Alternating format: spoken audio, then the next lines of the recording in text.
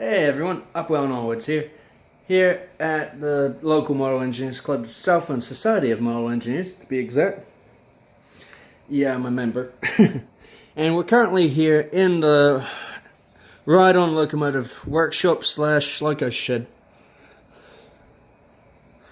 And yeah, the track is an elevated type, but I would like to show you, but it's kind of raining outside and that would suck. Now, I'm doing this video because a while back I saw a video of Stuart and a fellow admin of the Model Railway YouTubers community group page doing something similar to this, except they were left on their own. Just saying, alright boys, just lock up and it's alright. Me, I'm actually a member and I got a key, so I figured, why the heck not? Just showing the tour around the place and into the lounge. Now, quite well spacious, good and warm thanks to the heaters.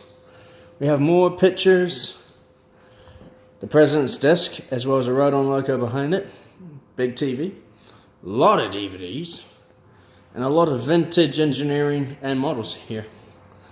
I mean, a lot of this is older than me, plus a kitchen.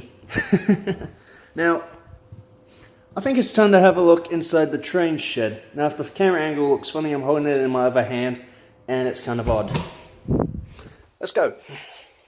Yeah, there's the station building there, and the overbridge. Dang, it's pouring a bit. Okay, straight into the train shed, and we're greeted with an N-scale layout. Now, this one actually can be moved. It's a modular one. Thank God for that.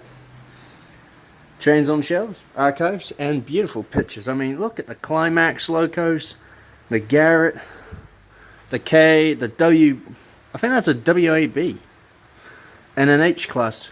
These, only one of those exists now. They were used on the Rima-Tucket Incline line in the North Island. They covered over 1 million miles on a simple 3-mile stretch of track. I mean, that's just brilliant. We got some more beautiful photos here. I mean, wow. A lot of this is just beautiful. Classic black and white or faded, as we see. Now, that's a lovely JA right here. Some more club photos, showing the history of the club a bit, as well as the antics some of them got into. And that's the rain kicking in again, so I have to speak up a bit. Now, I just love this sign here. This one actually makes me laugh. That's quite good. Oh, I just love this photo here. I've actually had the privilege on working on that locomotive, K92. Only 3 of them survived to this day. 2 of them are working in operation, the other one's just in bits. They're a 1870s design. I mean, wow, look at that. And right behind it is a beautiful AB class. I mean, that's just beautiful. And that's at Kingston too. Lovely lakeside town. Very lovely. And some more photos here. Yeah, this one is actually quite important, especially during summertime, because it's like a greenhouse in here when it's hot. I mean, whoa. And I just love the old station sign we have in here too. I mean, look at that. That's beautiful. Right, now to the layout. The HO scale layout.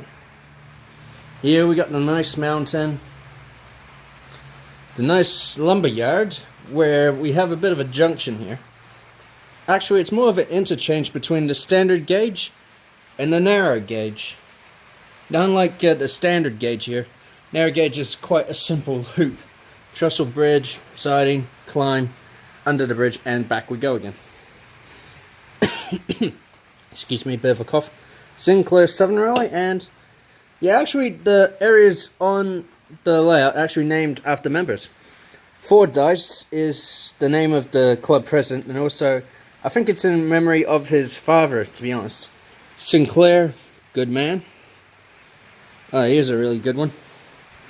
From going the mountains of New Zealand, the hillsides of England. And I mean, that is quite a nice village-style town with a big factory in it. Nice tramway as well. I mean, I really like it. It's good. The tram sucks, but oh well, can't argue. There's that nice little depot here. Signal box, annoyingly, is facing the wrong way, but glued down, can't move it. And the main control panel and controls. And the key on-off switch, which is on, as we can tell by the light here. From the station along the bridge, and I tell you what, it's a real pain in the backside to clean there. Down the incline here, past this American Railroad yard, which I admit has some of the roughest track there is. Now, there's a big gap there because one of the fellow members is building a factory piece to go there. He's renovating that entire bit. And there's still more. Look at this. I mean, that is nicely done. Shoot, this is all old, about as old as I am, but we get a nice back view here. And if you look carefully, you can see the inside of the tunnel just up ahead there. Now, I would like to do a whole underview bit, but actually, you know, what the heck, let's do it. From the narrow gauge port anyway, which is about there. Because it is quite a nice view, so hold on a tick. I just put the phone down a bit, so for a bit, so I'll just drop it here.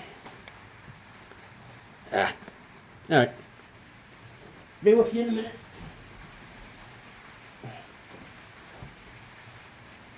Oh, there you are. Let me just pick you up. There we go. Nice and easy. Here we have the mountain. Now, I actually did this building myself, and I'm proud of it. Because for a while it was up there and it just blended in too well. So I think the stone hut there is quite better. The hillside, and holy smoke, this train's lost its tail, it seems. Oh man. Now the narrow gauge is 009. We got quite a mix of kit bashing, Kato, and a couple of those German brands on this. As you can see, this bit is not done as nice as it should be. I mean, there's a track rubber here. You can see the bare cork. I mean, even you can see the cork under the dang motor housings, for crying out loud. And a couple of these are done backwards, so oh boy. But yeah, you know, work in progress. The bridge, cripes. But that trestle is actually a shrunk down HO one. It looks good though.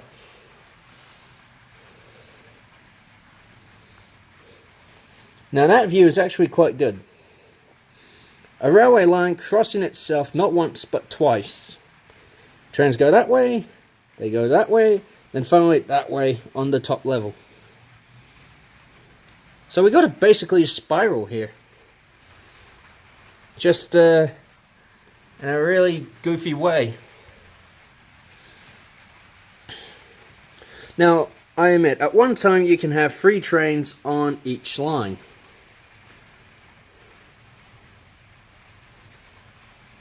And I mean, on each line you can have 2 stationary, 1 running, because we don't want to overload the control, do we? And, oh craps, I forgot that building was there. Now, in all fairness, it does look a bit dated, this, but yeah. This was all done back in the late 1990s, I think. So quite a long time ago. That village there is about 2 to 4 years old, I think, actually. Somewhere along those lines. That HO yard bit up there. Probably early 2000s, I don't know. Can't remember. But yeah. That's the only really straight part of track on the whole layout. The station area.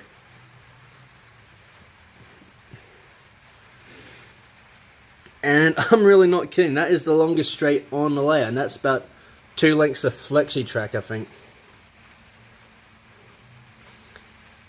But yeah, it's quite good.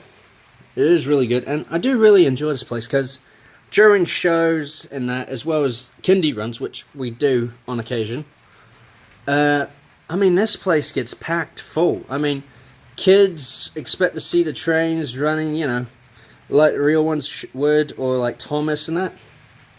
And that's alright, it's fine. It's perfectly alright. But when it's time to pack up, oh man, you should see their faces. It is enough to make you cry. But yeah, anyways. I'm actually standing in an access hole. There's one right underneath the sawmill building. There's one underneath the school there. And there's one right underneath the building in that HO yard. So the annoying thing is that the sawmill's the only one you can open up. That's the really annoying thing, but oh well. It's alright. But yeah, I hope you all enjoyed this video. It's the last new one I'm gonna do for a while, so thank you all for watching. Good night.